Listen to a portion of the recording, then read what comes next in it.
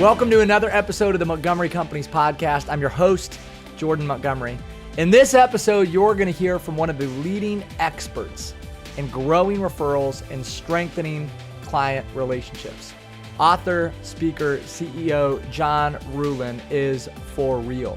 In this episode, he unpacks the art of gift giving, growing relationships, and strengthening your brand. We're excited to have you with us. Hey, today our guests are in for a treat on the Montgomery Companies Podcast. We have author, speaker, and founder of the Ruhlin Group, John Ruhlin. John has been featured in Forbes magazine, Fast Company, Inc., and Entrepreneur magazine. John, you're the author of the best-selling book, Giftology. You're an international keynote speaker, and you've been on stages literally all across the world. I think last time we talked, you were in Australia, just coming back from Australia after keynoting for Volkswagen, which I know is just kind of a routine thing for you to speak anywhere and everywhere. You were an all-time sales leader for Cutco Knives. And just to put this into perspective for our listeners, Cutco is a 75-year-old company and has had over 1 million distributors. And check this out. To make this more impressive, John Ruhlin broke their sales record when you were in your early 20s. Like, I think you just came out of college, right? Or still in college when you started. Yeah. And so, man, you're such an accomplished guy. We've studied you like crazy, not because I believe in your work, but because I think you're just a great person and somebody that other people should want to follow, not just as a businessman, but as a father, as a husband, and as a leader of leaders. Most importantly, you're strong in your faith. You're a husband and a girl dad, 4 young daughters, and you just had a baby, right? So your youngest is like fresh on the scene. Yeah, 5-6 months. 5-6 months. And so, man, we're just so honored to have you. So John Ruhlin, welcome to the show. Thanks for spending time with us today. Yeah, man. Well, thanks for having me. And one of my daughters actually is with me in the studio here. She's the oldest. Reagan is right there. I try to take my girls to work as often as possible, and with not traveling right now, I like to expose them to what dad does for a living, not just at home, but out in the world. So yeah, I'm proud dad of 4 little girls. So that is the best leadership job you'll ever do right there. Amen. That's legacy there. So I'm studying for this episode. You know, we put time into preparing for these shows and these episodes, and I'm listening to you a couple days ago. You were on the Lewis Howes School of Greatness podcast several years ago. Yeah. And you shared a little bit about your journey. And I started thinking about, you know, the early days for John Ruhlin. So my first question to you is, in the early days, you decided you wanted to study the topic of generosity, and you describe it as radical generosity. And today I would say you have a real obsession with radical generosity. Tell us, like, where does that obsession come from? Well, I think it comes from a lot of different things. I think when you grow up with lack, you have an interest in abundance. You have an interest in not being necessarily in a position of being poor, you know, financially or otherwise. There's a lot of different ways you can lack abundance, not just wealth. But I grew up on a farm and was motivated to want to go and not have to necessarily work as hard.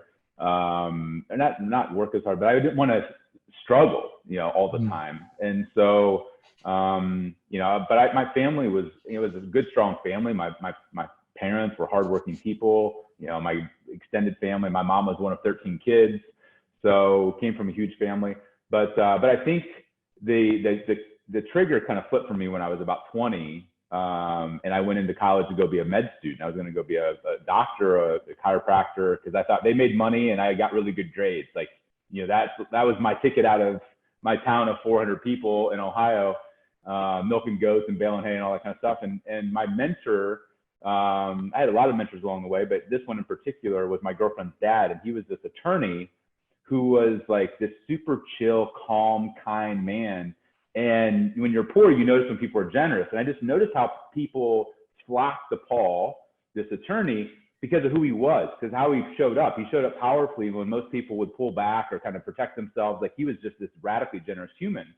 And he'd find deals on like, he'd do crazy stuff, like find a deal on noodles, and everybody at church the next Sunday, like 200 people would walk away with like cases of noodles. I'm like, Paul, that was like 20 or 30 or 40 grand. I'm like, what are you doing? And he's like, I just love doing that. I love the smiles on people's faces. And so I literally looked at Paul he was 60 years old, and I saw how like referrals and access and deal flow, and like it didn't matter what was going on in the world, like he was thriving, good times and bad.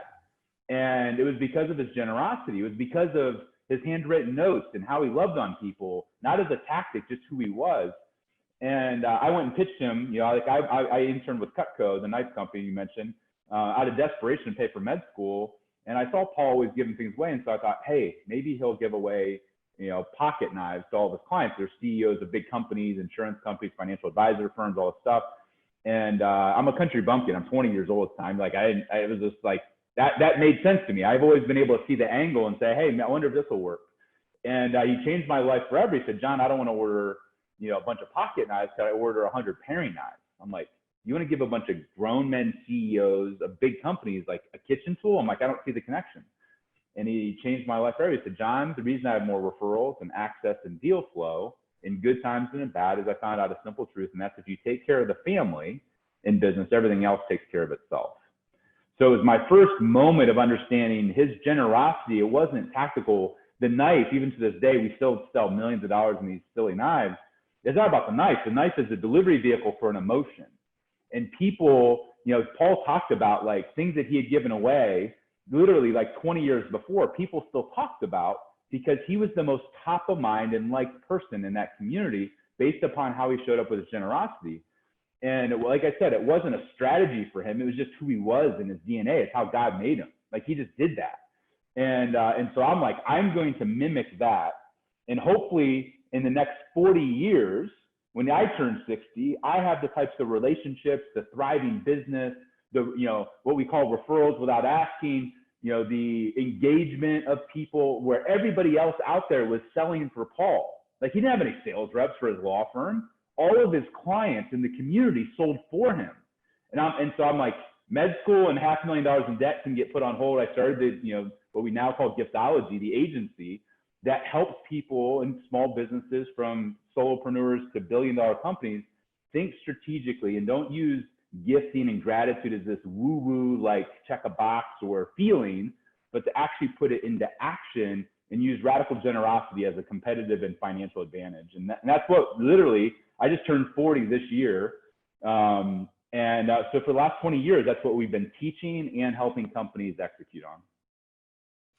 Well, you're one of the best, and I think it's safe to say at this point that you're one of the leading experts on the art of gift giving and deepening and strengthening client relationships and customer relationships, but also just, relationships with friends. And in our early stage friendship, I was the recipient of a really nice gift, some Cutco knives in this incredibly well-packaged book, hardcover book, Giftology, that I'm going to ask you to talk about.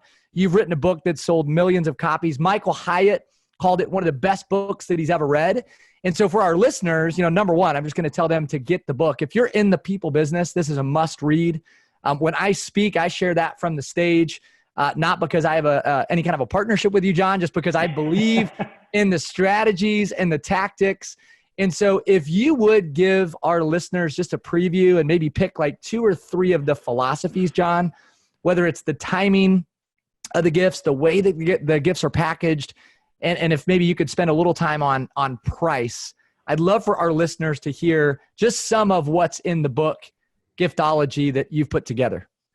Well, when people hear the title Giftology, even when we go on stage, there's a lot of times where people are like tempted to hit the snooze button or leave the auditorium or the arena because they're like, who gives 2 rips about gifts? Like, honestly, business leaders aren't saying, man, if I just got my gifting strategy, they wake up at 5 a.m. like, man, I got to work on my gifting strategy. Nobody cares. But if you look at most businesses, I don't care if you're a solopreneur, manufacturer, financial advisor, like everybody, would say their business rises and falls based upon relationships with employees, clients, partners, investors, mentors, bankers, lawyers. Like it's all people. And most people have an operations plan, financial plan, maybe a diet, lifestyle, exercise, But if you ask people, what's their relationship plan? They're like a deer in headlights. I don't care if it's Google. I don't care if it's a financial advisor. They're like, well, I have a marketing plan. I'm not talking about marketing plan. I'm talking about a relationship plan. And they're like, well, we kind of have one. I'm like, no, there's no kinda. Like, either you have a plan on how you're going to show up and show value to your most important relationship, or somebody else is going to, and they're going to take your employee, they're going to take your client. And most people's relationship building thing, whether it's for their wife, husband, kids, it's very reactionary. It's very much obligatory. They show up for people when it's expected. Hey, it's our anniversary, honey. We've been married for 20 years. We're finally going to go on that cruise. Versus saying, hey, I want to show up for people at what I call planned randomness. So the core of Giftology has nothing to do with gifts. The gifts are just a delivery vehicle to transfer love and emotion and meaning to your most valuable relationships. And I chose to write it as a business book because we owned a business gifting agency. But the topic applies. I've had people write to us from Vietnam and say, I applied Giftology to my marriage and I'm a better marriage. And I'm like, because really the core level of what it is if you've read the book, The 5 Love Languages, there's 5 different ways to love on people, that God's wired us to love on people. One of them is tangible gifts. But, you know, like I talk about, the handwritten note that goes with the gift, which is words of affirmation, is just as important, if not more, than what you're sending. So a lot of times people are like, John, you're just talking about bribing people. You're just talking about sending Rolexes to people. And I'm like, yeah, you could send a Rolex, but most of our gifts, you know, when we walk through what I call a relationship plan, the who you're sending the gift to is more important than what you're sending. And when you're sending the gift is more important than what you're sending. The what has to have all the details around it, or it's, in our Western culture, it's just another box of stuff showing up from Amazon that's going to end up at Goodwill in a year or two or in 10 minutes. And that's where people are like, oh, I did Giftology. I've done the gifting thing. It doesn't work. And I'm like, did you follow the recipe? And they're like, well, kinda. And I'm like, it's like baking bread, dude. Like you either put water and flour and yeast in, or you don't get bread. If you leave yeast out or if you leave water out, you're not making bread. And if you're trying to build relationships with people and deepen them, not just check a box and give them swag or send them a Christmas gift. If you're really trying to deepen relationships, there's a formula. God's wired us in our DNA to reciprocate to people. There's my daughter on her way to the bathroom. I love it. I love it. She's not afraid to be in, center of attention. She can work a room better than I can, honestly. Like, I've taken her on business trips. It's incredible. But great business partner. Oh, she's way better than I am. Like, she's just it's crazy. We got stories I could tell about that.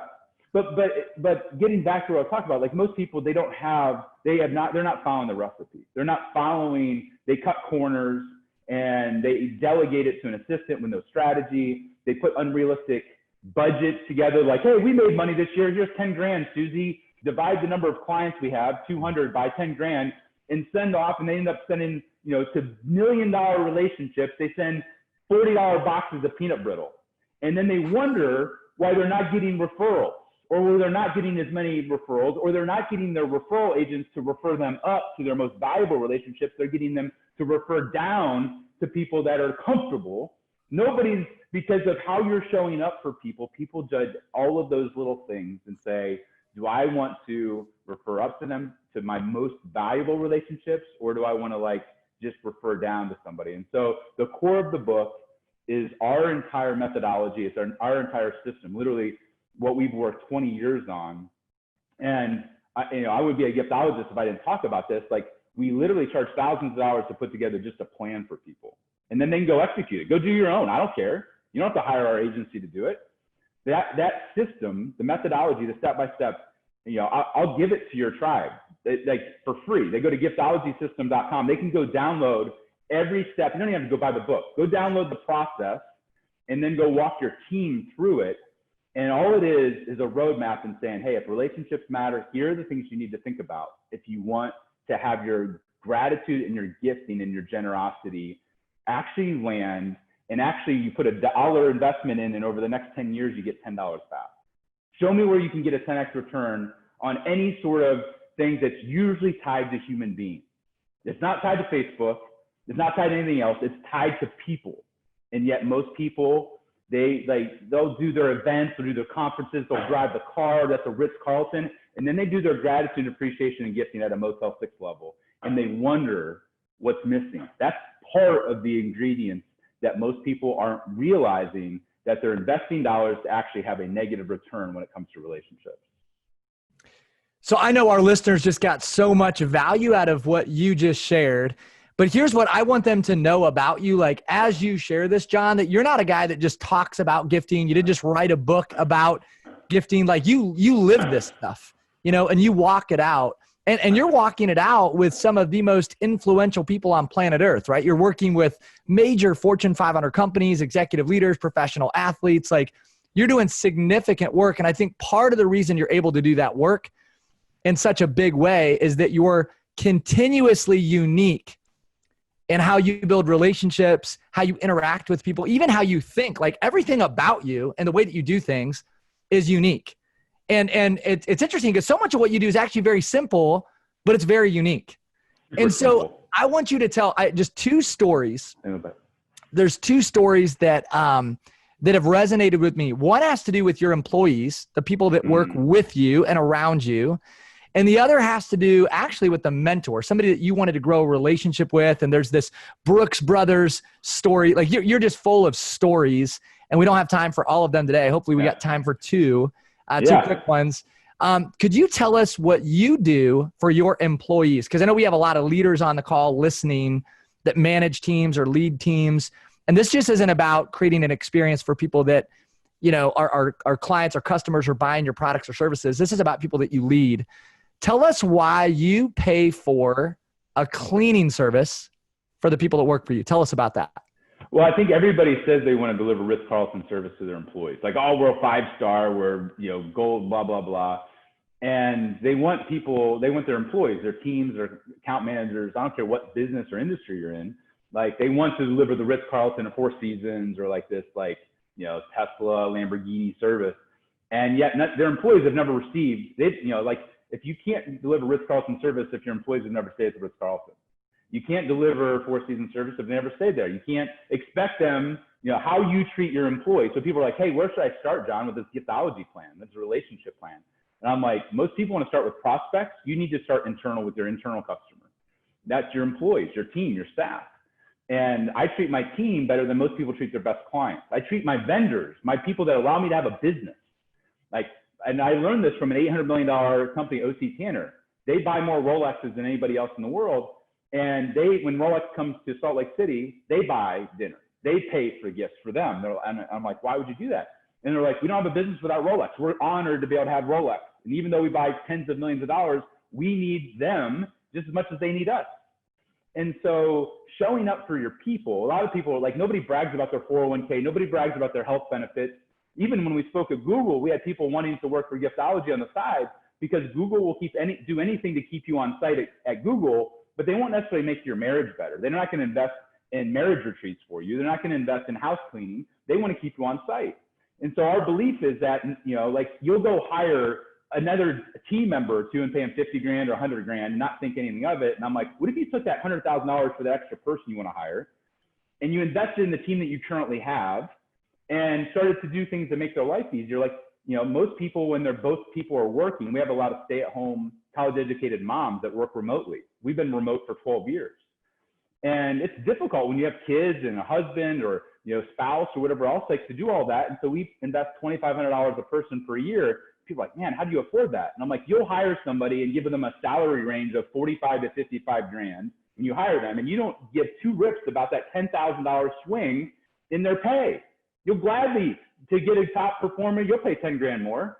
But once you have them as an employee, you're all of a sudden like, oh, we spent $50 on a Cutter and Buck jacket. That was our gift to our employees. Are you kidding me? Like, you have to show up for people. So when that $2,500 that we invest in all of our employees gives us like $50,000 in value. Like, if you want to know if your employees are actually what I call actively loyal, which most people have passively loyal clients and passively loyal employees. They're collecting a paycheck. They're sticking around. That's loyalty, right? I'm like, no, that's not loyalty. Loyalty is when your clients and your employees are willing to go sell and advocate for you. So when there's an open position at Giftology, it never gets out into the public. Our employees have already told their family and friends about these crazy perks that we offer and how we show up for people. And they're waiting for an opening to come up so they can come work for us. we don't have to hire a recruiting firm. Our employees go recruit their family and friends. And so the core of what we do is, hey, if you want to, I can't go treat my clients like the Ritz and treat my employees like the Motel 6. That'll piss them off. It'll create bitterness. It's not incongruent. It's not congruent. So the core of what we do with that, we pay for unlimited babysitter, for date nights for our employees, like things that actually make their life tangibly better. Now, can you measure that? Like, what does that investment get? I know because I can tell how my employees show up. And I think anybody else can tell if they have engaged employees or not engaged employees. And they wonder why they don't. It's like, it's not just cash. Cash is, people leave companies either disengaged mentally or actually physically leave the company. It's like pay is like 4 or 5. It's usually appreciation, respect, opportunity for growth. Those are the things. They leave because their manager is an a-hole. They don't leave because of pay. They'll justify and say, hey, I'm leaving for more money. But oftentimes it's the emotional things that cause people to disengage, whether as a client or as an employee. And so that's the core of what we're teaching. I love that. And, again, you've got this story, John. I mean, I think, one of your most compelling stories is what you do for the people that work with you. To me, this is, if it's not the most compelling story that you tell, it's one of the most compelling stories that you tell. In your journey, you had an experience with somebody that you wanted to grow close to. You did some research and you created a really unique experience. It cost you $7,000 to create this experience. There was nothing promised in return. I want you to talk about how taking a chance, spending $7,000 led to a lifetime of opportunity. Can you unpack that for us? Yeah, what's funny is I've only recently shared is that if you add it all in, it's probably 20 grand over time, over a decade on this one experience. It started out with $7 grand. And it was because I met somebody that was, I wanted them not just as a client, I wanted them as a referral partner, a mentor, an advisor. I knew I couldn't afford their $20,000 a month coaching. And it was Cameron Harrell, who has grown multiple companies personally as COO, 1-800-GOT-JUNK being one of them, over 100 million. He grew them from 2 million to 127 million. They got on Oprah back in the day. And when he spoke, I was like, I need him in my corner. And I like most people, they follow the same freaking playbook in every industry. It's like, hey, take them out to dinner, ball game, round of golf, drinks, cigars, wine, and none of that's wrong. Yeah, but it's table stakes. Like nobody like brags that you took them out to a Morton's dinner, even though it cost you $1,000. Nobody like, oh my gosh, you took me to your country club and went for a $300 round of golf. It's appreciated, but it's forgotten about in about 30 minutes because you're on to the next thing. Yes. And so almost every business leader does the same things and they wonder why they're not getting referrals. And it's like, you're taking somebody to a game and that person probably has better seats than you do. You're taking them to a round of golf and they're they've already played Pebble Beach. And so like everybody says they're unique and different. Financial services is one of the worst. There's 475,000 financial advisors that all say the same things and entertain the same way across the board. But every industry is pretty much the same. And so when I invited Cameron, when he was coming to town to speak to my CEO group locally in Cleveland at the time, I invited him to dinner and a ball game, LeBron opening night, blah, blah, blah. And he was like the most underwhelming response ever. And so I'm like, I got to do something unique, different to stand out. He's going to meet 100,000 people this year. And so I found out he loved Brooks Brothers because he's from Canada. And long story short is I found out what a shirt size and everything was. And I went to Brooks Brothers and bought one of everything in a new fall collection, all the jacket, suits, belts, pants, everything. It was $7 grand. And we outfitted his hotel room at the Ritz, like a Brooks Brothers store. And when he came into town, you could tell like he didn't even want to go to dinner and the ball game. It was like one of those travel days from Hades. He just hated, like he just wanted to go to bed. When he went into his hotel room and came down to the lobby bar, his eyes were the size of silver dollars. He said, John, I've never had anybody treat me this way, experience this. Like whatever you want to talk about for as long as you want to talk about, I'm all ears. And we went out to dinner and whatever else. I didn't talk anything about myself. I continued for the next 5 years to send him a gift once a quarter. Built him, $5,000 knife set, $500 wine pool. It was 20 grand all in. And people were like, 20 grand for one relationship? And I'm like, I've done the math. It's literally produced a 50x ROI. My first $10,000 and $15,000 speaking gigs, long before we're 85 grand for Volkswagen to speak. We were like, Cameron would get double booked, and I didn't have a book at the time. And he'd be like, I can't do it, but you should do John Ruhlin. They're like, who the heck is John Ruhlin? They're like, he's like Just trust me. He became my sales rep. If I wanted to hire Cameron as a sales rep, I'd have to pay him millions of dollars and he wouldn't even still do it.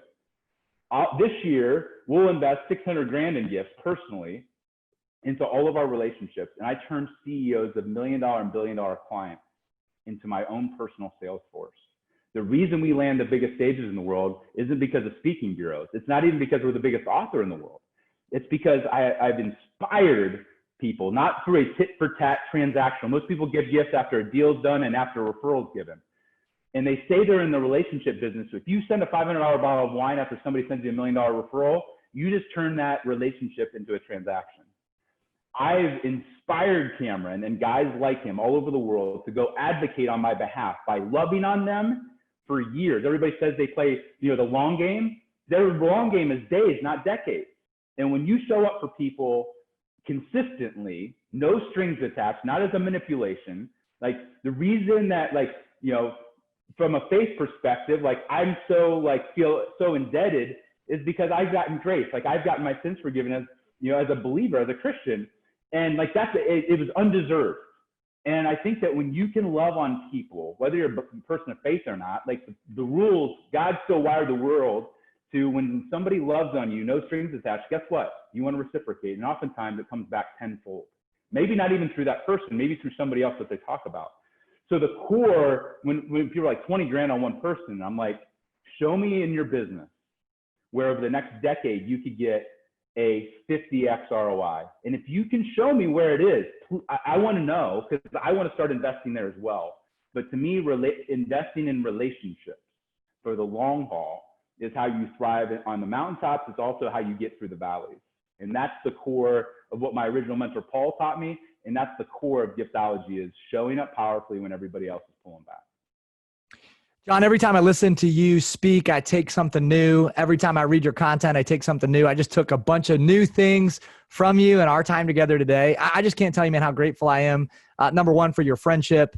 Number two, for your influence. And number three, for your time today. So I just appreciate you being with us. I want to send you out this way. And I want to send our listeners out this way. If you've not read the book Giftology, I'm going to say the same thing on this podcast with John that I would say if I was on any stage that I speak on. You got to get the book Giftology. It is a game-changing book. If you want to deepen and strengthen relationships, it's a must read. And then moreover, let's go one step further. You need to check out the Giftology, the gifting program that John and his company run. If you're in the people business, a great way to change the way that you grow your client base, that you retain your customers, and that you develop new relationships. John, you want to equip 1 million leaders to become more radically generous. I think that number is growing every day. Can you just tell us 30 seconds or less, what's next for John Ruhlin? I mean, there'll be future books. I'm trying to partner with Gary Chapman from the 5 Love Languages to write the book, 5 Love Languages for Business. And really a lot of it is just continuing to do what we do, which is pour into people, love on people, and build out the Giftology platform to inspire those people, whether that's through future books, through talks, or through our agency, which helps people kind of outsource and do the gifting with us. And so really it's pouring more gasoline on the fire that's already there. Well, with as much as you've already accomplished at 40 years old, I think your journey is just getting started. You have a supersized future, my friend. I'm so proud to be a small, very small part of your journey. And we will all be keeping tabs on you moving forward, my man. Hey, thanks for having me, Jordan. Take care, John. Have a good one. Bye. This has been another episode of the Montgomery Companies Podcast. Thanks for joining us. Stay tuned as we interview more great thought leaders from around the world. Next month, we've got Jeff Woods, CEO of The One Thing. You won't want to miss it. Go ahead and follow our channel on YouTube, subscribe. We'd also love it if you download Spotify or iTunes to stay current and connected with our message. Keep winning.